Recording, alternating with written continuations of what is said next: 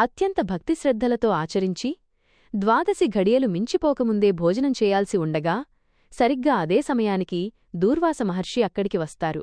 నదికి వెళ్లిన దూర్వాసుడు తిరిగి రావడం ఆలస్యం కావడంతో వ్రతభంగం కాకూడదని అంబరీషుడు కేవలం తులసి తీర్థాన్ని స్వీకరిస్తాడు.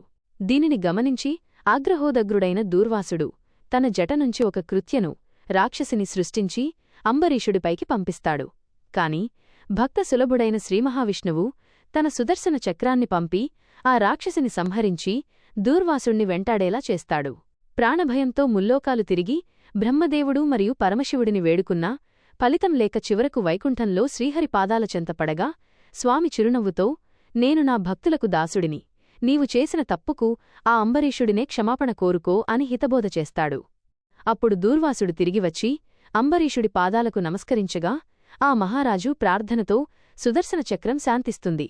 దీనిద్వారా భగవంతుడికంటే భక్తుడే గొప్పవాడని లోకానికి చాటి చెప్పబడింది. అంబరీషుడు విష్ణుభక్తుడు మాత్రమే కాదు, సాక్షాత్తూ శ్రీమహావిష్ణువు అంశతో జన్మించినవాడు. దూర్వాసుడు కోపంతో అంబరీషుడిని శపించడానికి ప్రయత్నించినప్పుడు విష్ణువు ఆ శాపాన్ని అంబరీషుడిపై పడకుండా తనే స్వీకరిస్తాడు.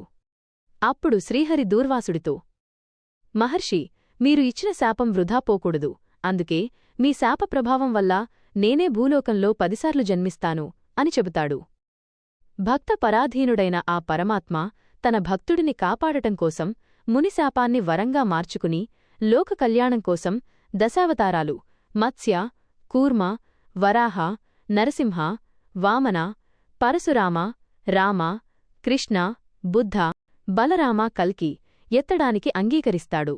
అంటే అంబరీషుడిపై ఉన్న ప్రేమతో భగవంతుడు కష్టాలను తనపై వేసుకుని ఆ నెపంతో భూమిపై ఉన్న అధర్మాన్ని నశింపజేయడానికి సిద్ధపడ్డాడనమాట.